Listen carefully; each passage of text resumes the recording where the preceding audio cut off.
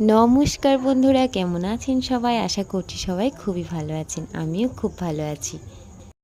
আজকে আমি চলে এসেছি অন্তরীপের রাইস সেরিমনিতে। অন্তরীপকে দেখো কত মিষ্টি লাগছে দেখতে,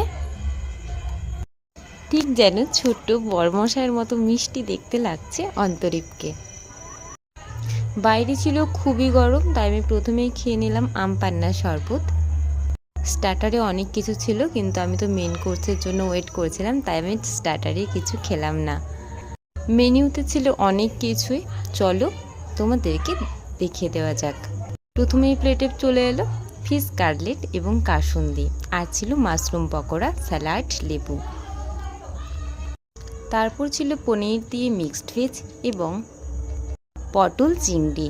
এগুলো খেতে অনেক টেস্টি ছিল।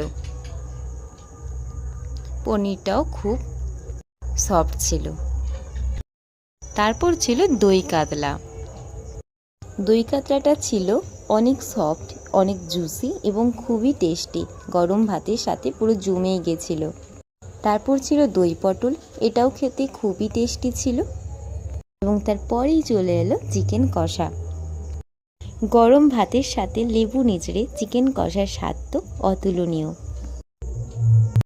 এবং তারপরেই ছিল আমের চাটনি। গরমে আমের চাটনি থাকলে তো আর কোনো কথাই হবে না।